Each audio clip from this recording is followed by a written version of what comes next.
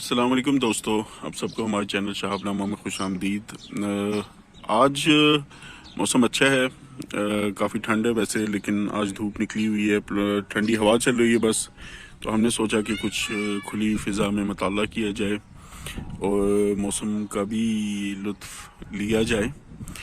تو آج ہم لوگ اس سے پہلے کہ ہم آگے بڑھیں، اگر آپ نے ہمارا چینل اب تک سبسکرائب نہیں کیا تو کائنڈلی اب سبسکرائب کر لیں اور بیل بٹن کو لازمی پریس کر لیں تاکہ آپ کو ہماری آنے والی ہر ویڈیو مل سکے۔ شکریہ۔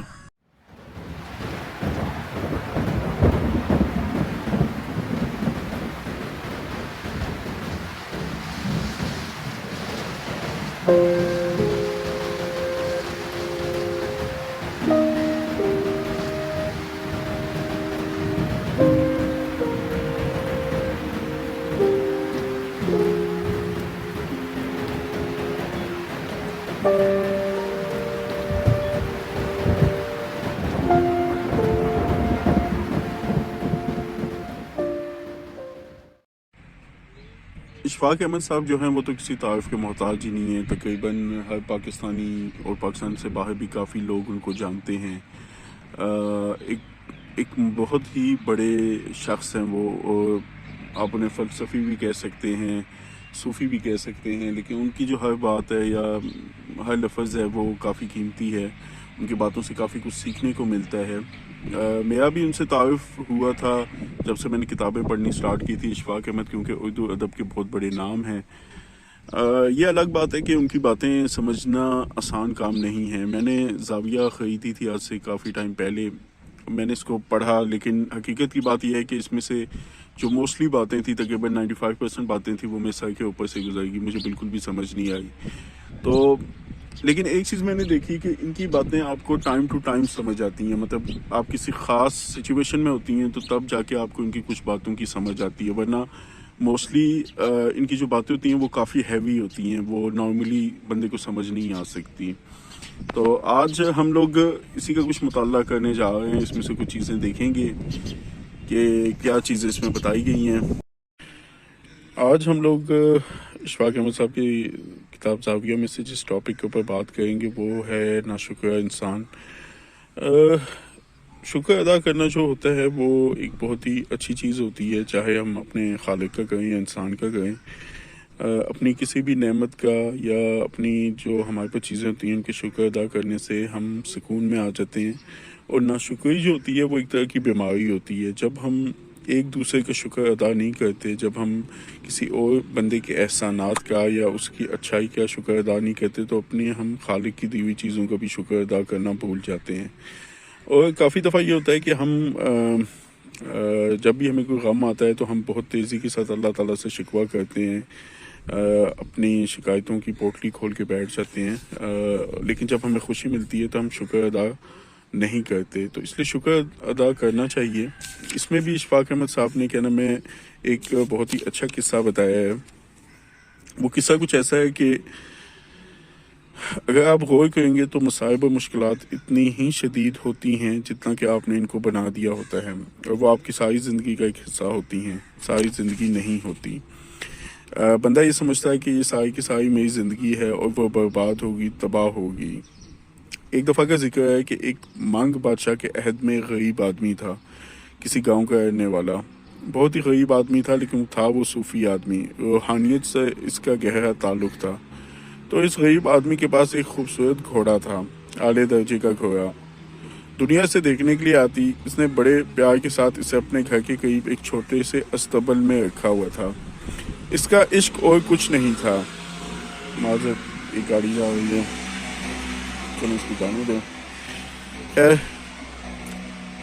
اس کا عشق اور کچھ نہیں تھا، اس کے پاس اور کچھ نہیں تھا، ایک گھوڑا ہی تھا اس کے پاس۔ بادشاہ وقت کو پتہ چلا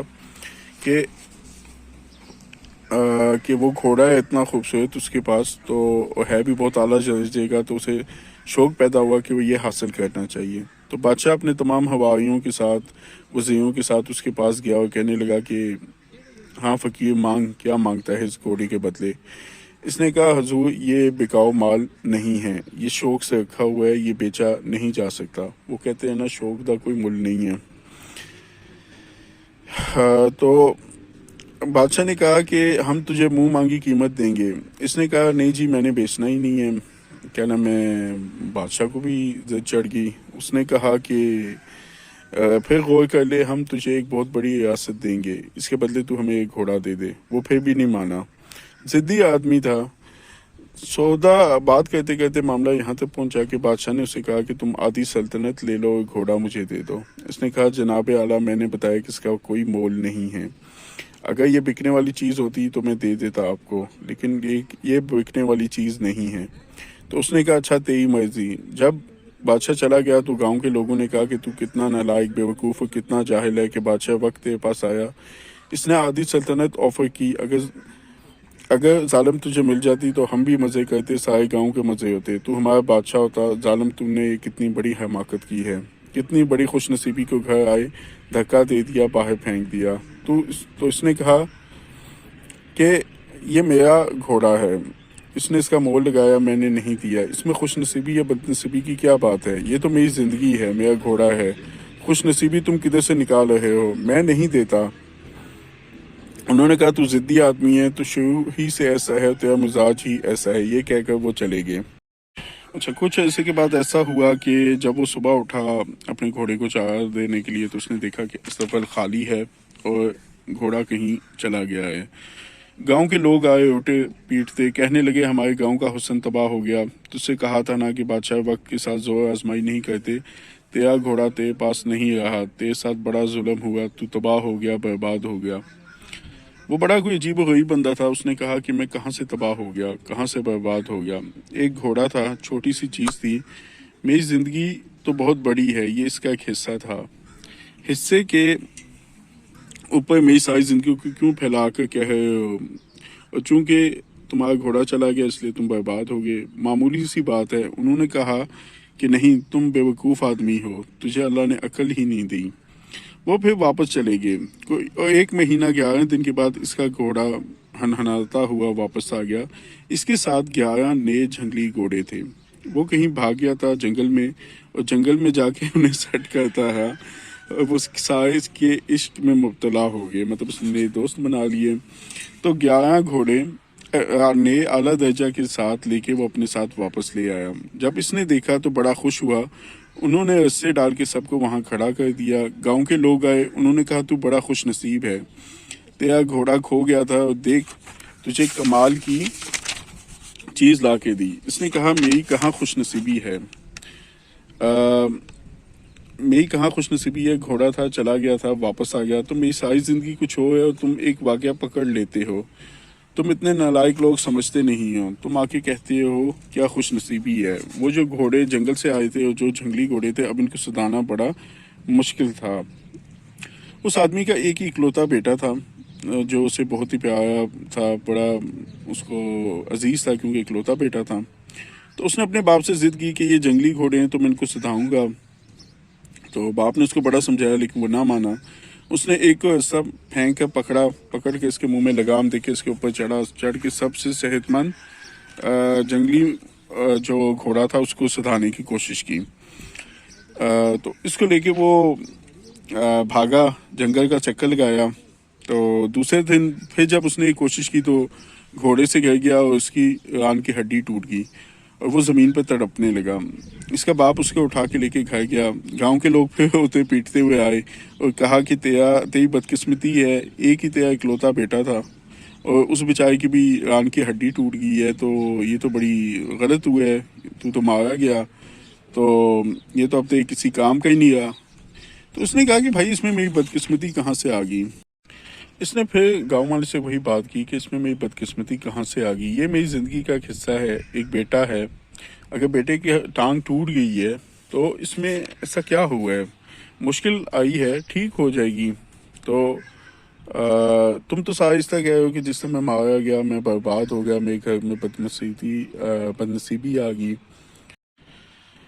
گاؤں والے پھر اس کو بے وقوف کہہ کے اور اس کی حماقت کا اس کو تانا دے کے چلے گئے ہیں کہ اب وہ بدنصیب باپ ہے، اس کا بیٹا ہے بدنصیب اور ان کے 12 گھوڑے ہیں.